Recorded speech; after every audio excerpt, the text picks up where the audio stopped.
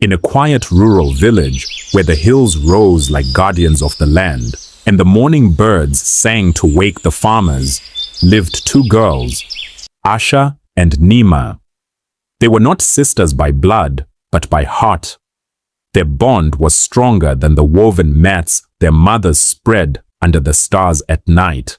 Every morning before the sun painted the sky orange, the girls rose with the crowing rooster. Barefoot, they walked the dusty paths, carrying clay pots on their heads, laughing as they made their way to the river. Asha always walked with a proud, straight back, like she was already on a runway, while Neema teased her, saying, "One day, Asha, you'll forget us and be too fine to fetch water." Asha would laugh, splash water at her, and reply, "I will never forget the river that taught me to walk tall." After fetching water, they returned to the homestead. The smell of burning firewood filled the air. The girls helped their mothers pound millet, sweep the yard, and milk the goats. Sometimes, when Neema was grinding maize, Asha would balance the heavy pestle like a staff and walk across the compound as though she was already a model. The women would laugh and shake their heads, but in her heart, Asha was practicing for a bigger stage. During the day, Neema loved to sit with the children under the big mango tree, showing them letters scratched on the ground with sticks. She dreamed of being a teacher and giving back to her village. Her voice was soft and full of patience, and the children followed her everywhere. Asha, meanwhile, had a different fascination. She would collect colorful fabrics from her mother's old kanga, tie them around her waist and shoulders in unique ways, and pretend they were gowns. In the reflection of a pot of water, she would pose and whisper to herself, "One day I will walk in cities where lights shine brighter than the stars." But not everyone supported her dreams. Some elders scoffed. "A model? Our daughters belong in the farms, not on strange stages in faraway lands," they said. Her uncles told her, "The city is no place for a village girl. You will be lost." Only Neema believed in her. She would sit beside Asha at night under the flickering kerosene lamp and say, "Your path is different. Don't be afraid. Even if the whole world laughs, I will not." At night, the girls often sat by the fire, listening to the elders tell stories of brave women who crossed rivers and mountains. Asha would close her eyes and imagine she was one of them, crossing not rivers, but cities full of glass towers and flashing lights.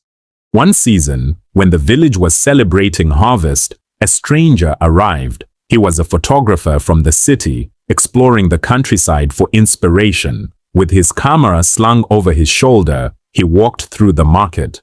When his eyes landed on Asha, tall, graceful even in her simple kitenge dress, he froze. Lowering his camera, he asked gently, "Who is that girl?" The villagers looked at him curiously, but he approached Asha and said, "You have the face the world is waiting to see. Have you ever thought of modeling?" Gasps and whispers spread through the crowd. Some laughed, others muttered warnings.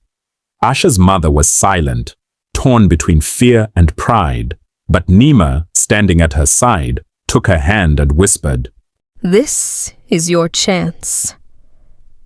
Don't let fear bury your dream."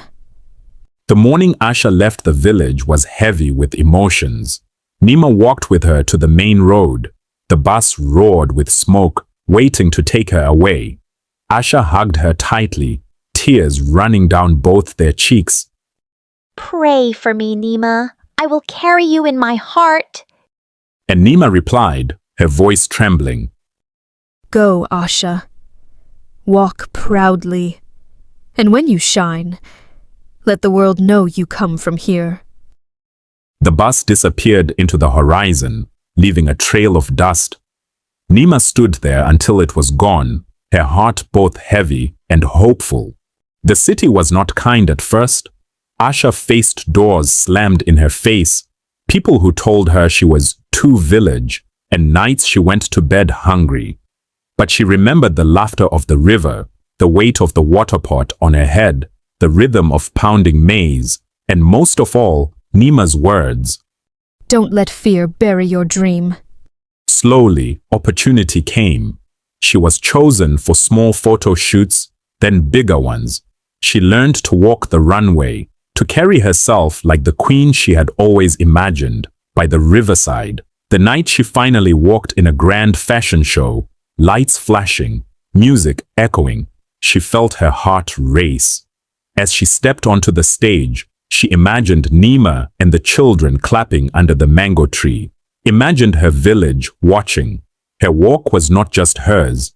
It was for every girl who carried firewood at dawn. Every barefoot dreamer told her dreams were too big. Years later, Asha returned to her village.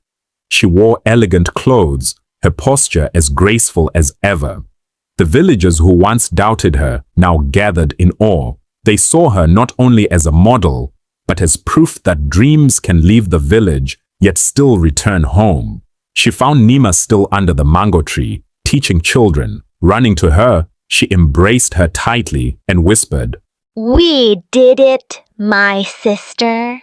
Your faith carried me when my own was weak. And together, under the shade of the ancient baobab, they laughed like the barefoot girls they once were, knowing their friendship had birthed a legacy of hope. Moral of the story: dreams born in the smallest corners of the earth can grow into stars if watered with courage, friendship, and faith.